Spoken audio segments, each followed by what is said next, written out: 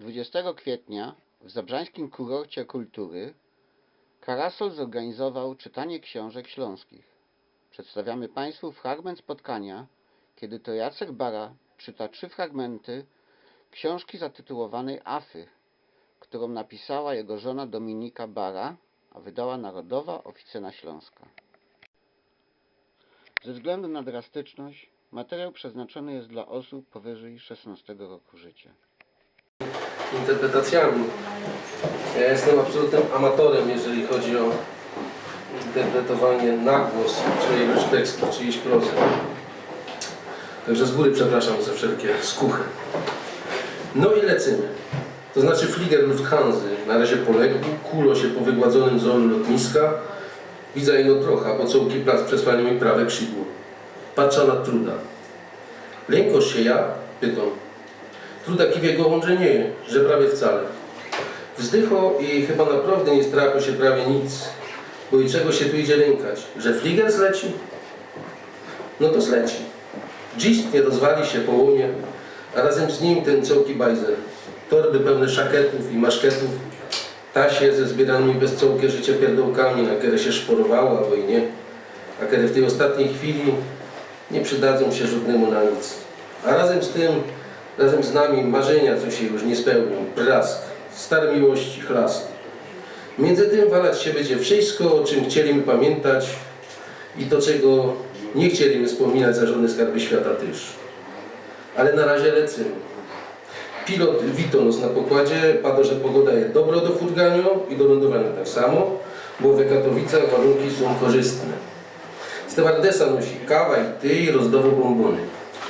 Truda bierze kawa i pije chętnie, nie pomno co doktor i powiedział, że z kuli herc klekotów mógł ograniczać. Śmieja się, że w końcu półka i szczeli. I że to blank śmieszne nie je, bo truda jako je, tako je, ale sercem o wielgę i naprawdę by było szkoda. Przyglądam się jej, ale tak co by nie widziała. Ma richtig gryfny profil. Chociaż czas, kiedy przelos niewolny przecał od trosków i ostudy, postawił jej trochę bruzdów, ale bez to truda zdaje się być jeszcze gryfniejszą. Wspominą się te roski sam w tym niemieckim fligrze,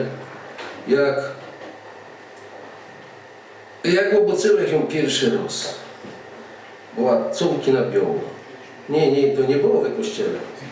Leżałeś w Nazarecie z połamaną szłapą, potem w czynie społecznym sleciał, że zrusztowano. Stadion śląskim budowali. Ja, takie to były czasy. I orzech tak leżał, buła na łebie, 6 szwów, ręka też poszyto, bo że na jakieś pieroństwo poczaskane sleciał. Szłapa w Egipcie wyciągnięto na wierzch, na jakimś żeleźnianym hęku. I łona, gryfy. Pato co mam galoty od piżamy se brykać, bo mnie będzie mowa. No ja myślę, może że już do nieba trafił albo kaj, ale szłapa boli jak pierun, to niebo to nie je.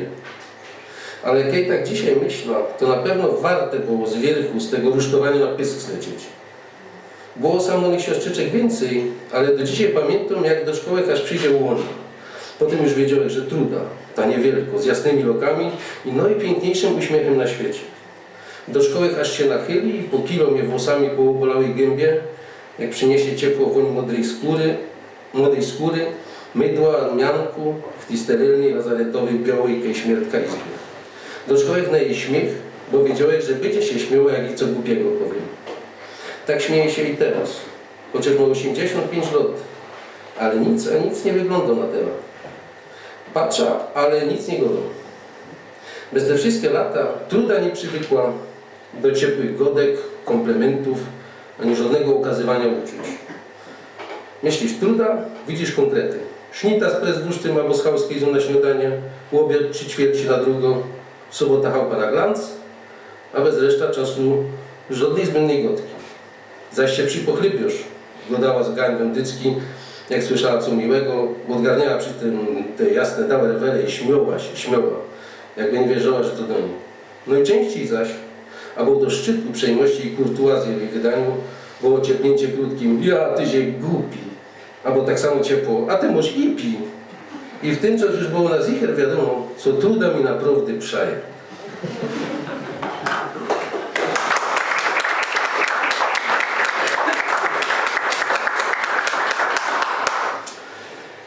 Truda leży, ale ze spania nic.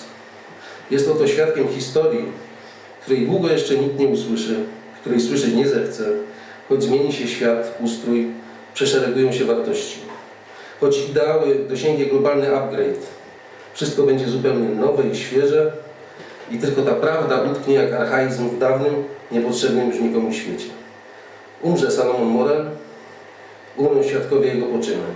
I cała ta historia nie bardzo zuboży się o to jedno życie tak robaczywe, jakby zstąpił tu sam diabeł, narodziwszy się z Hany Żydówki, ukrzyżowan, umarł i pogrzebion w ziemi świętej, jednakże wciąż jeszcze szczęśliwie dla wszystkich nie powstał z martwych i takim zapewne pozostanie. Amen.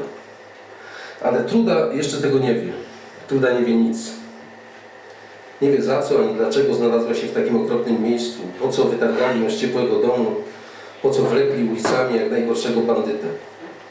Truda nie wie i oficjalnie nie dowie się nigdy, bo kiedy w końcu w 1991 roku w sądzie w Bytomiu zapytał odważnie za co, nazwał ją wariatką. Z otępienia wyrywają znów, jak niemal co noc, wrzask zażynanej matki. Przeraźliwy, okropny, bezradny wrzask zwierzyny, żywcem patroszonej, odzieranej ze skóry.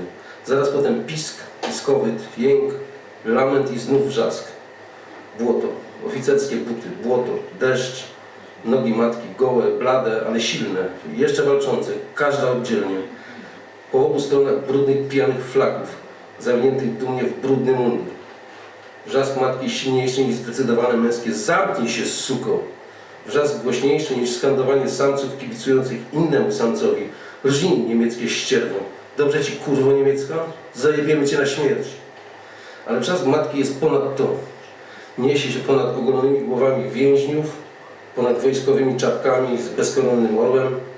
Jest nad dachami obozu, domów, fabryk, nad miastem. Pełznie jak dym.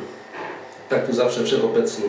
Niesie się ciemną chmurą tam, gdzie dumne oswobodzenie, gdzie w euforii tak zwanego wyzwolenia nikt go nie usłyszy. Nie usłyszy też razów zadawanych bezwładnemu już ciału.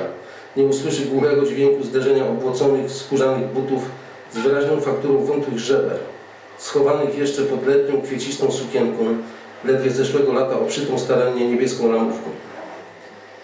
Deszcz zacina w lewo, wiatr wyraźnie ciągnie ze wschodu.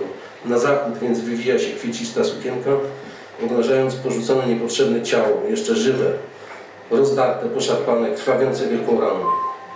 Truda skrada się do matki, podchodzi wolno, bardzo, bardzo ostrożnie. Nie słyszy i nie widzi nic oprócz tej kwiecistej plamy na unurzanym w błocie placu.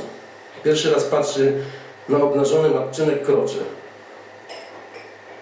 Widok, który na wiele lat zahamuje jej seksualność, choć z perspektywy tych lat będzie to dla Trudy najmniejszy problem. Podchodzi do matki, klęka i nim sprawdzi, czy żyje, zakrywa jej podbrzusze szalem. Pochyla głowę, dotyka ustami mokrego czoła matki. Z bezwładnych ust wydobywa się harczenie, wątła zapowiedź wielu godzin nieziemskich męczarni.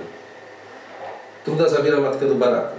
To znaczy próbuje ją podnieść, jak tylko dziecko może podnieść bezwładne dorosłe ciało i wlecze je do baraku, by tam w wieku ledwie 14 lat zostać opiekunką swojej zgwałconej i skatowanej rodzicielki. Prysza, na której leżą skatowana matka Trudy i Truda, mieści jeszcze i Marię, kruchą Belgijkę, której pobyt w obozie mógłby być zagadką dla wszystkich, gdyby tylko cokolwiek mogło jeszcze kogokolwiek tutaj zdziwić. Matka Trudy jest nieprzytomna. Maria okrywa jej drżące w febrze ciało z zawszonym kocem. Truda myśli nawet, że może to i lepiej, że matka jest nieprzytomna, że nim ocknie się na dobre, najgorsze minie, może rany przyschną i ból będzie mniejszy, ale przez najbliższe dni stan matki jeszcze jest coraz gorszy. Noce majaczenia, przy wtórze zwierzęcego niemal harczenia stają się udręką nie tylko dla niej, ale i dla wszystkich kobiet w baraku. Tylko Maria cierpliwie i konsekwentnie opiekuje się matką Trudy, prawie tak czule jak sama Truda, ale Maria matkuje również Trudzie. Jest dla niej czuła i dobra. I pewnie właśnie dlatego szczególną niechęć budzi Maria u Alfredy Piwko, blokowej, namaszczonej przez komendanturę obozu na prawdziwego kata.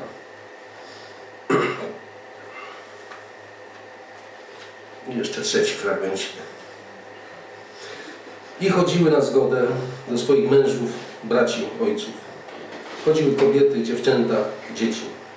Pod bramą spotkały podobne sobie wystraszone, zagubione, ale bardzo zdeterminowane, że może uda się wspomóc kogoś tam za kolczastym drutem, wspomóc chlebem, ciastem, słoniną.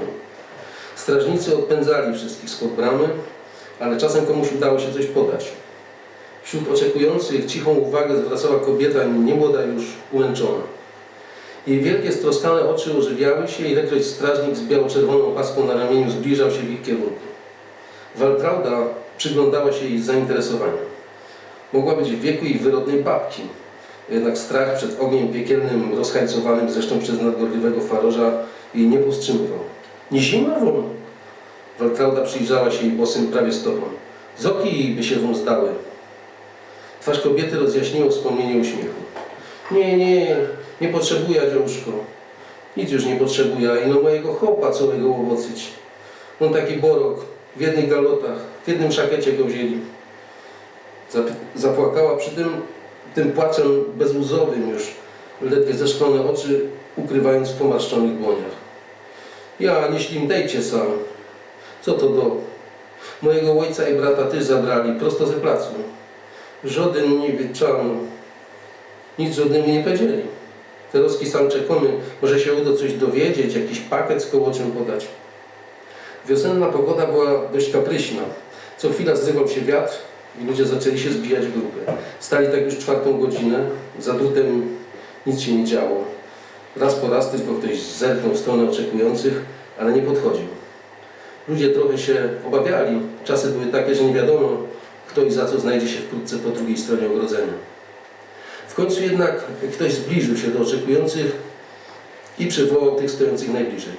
Po co tu przyszliście? Warknął. Waltrauda jak zwykle wyskoczyła przed szereg. My tu przyszli się zapytać, czy możemy coś ich do ojca ustawić. Strażnik, rudy chłopak, najwyżej 20-letni, o okrągłej twarzy, gęsto upstrzonej piegami, popatrzył zaskoczony na odważne to i pyskate dziewczę. Nazwisko ojca? Zapytał sucho. Grossman, Józef Grossman. I tam jest też mój bracik Hyniek, Henryk, poprawiła się szybko. Co tam masz? No kołocz, trochę szpyrki. Spojrzała do zawinionka, aby dokładniej odpowiedzieć na pytanie, ale ponieważ zabrałoby jej to zbyt wiele czasu, zniecierpliwiona dodała. Co się pytacie? Sami zaraz łoboczycie. Po czym uśmiechnęła się szeroko. Dziewczę to powiem, zupełny brak instynktu samozachowawczego nadrabiało bezspornym wdziękiem. Kto jeszcze coś ma dla osadzonych? Zapytał i rozejrzał się po wystraszonych twarzach. Ludzie poruszyli się niecierpliwie, ale przed zwartą grupę wyszła tylko ona. Jo, panie, weźcie to do mojego chopa. On jest już stary. Nazwisko? Puzon Jan. Panie, weźcie to do niego, proszę pokornie. Ręka w mundurze sięgnęła po zawiniątko, a kobieta w pośpiechu podała je i dziękując zniknęła w tłumie. Wracali razem. Puzońka szczęśliwa, że męża zaopatrzyła, że mąż jej domu choć przez chwilę zasmakuje. Przyjeżdżała tam potem aż z dalekiego podcieszyńskiego strumienia jeszcze wiele razy.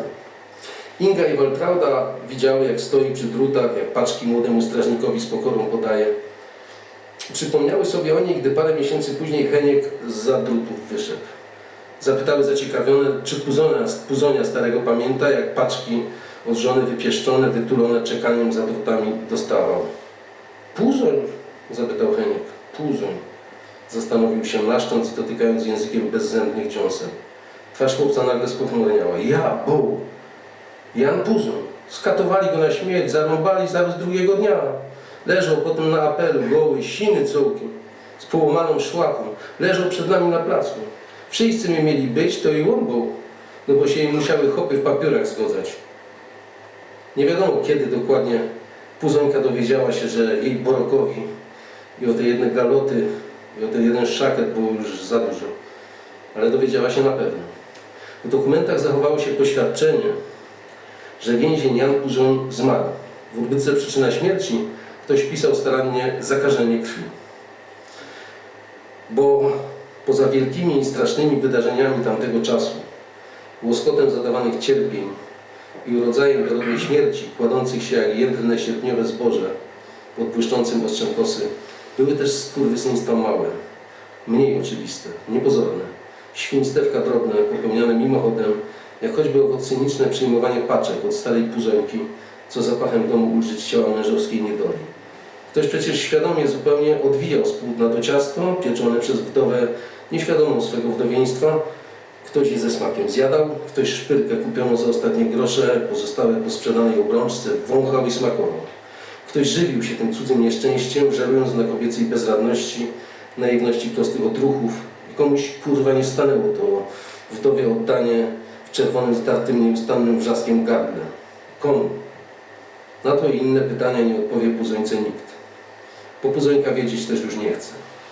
Głębia jej zadziwionych oczu zmętniała i zamarła pod ciężkim wiekiem bardzo zmęczonych, pomarszczonych powiek. Wkrótce potem, jak kartka z suchą informacją o zakażeniu krwi, które zabiło jej zdrowego dotąd męża, ledwo 2 dni po aresztowaniu, zmięta opadła na czystą, kuchenną podłogę. Dziękuję.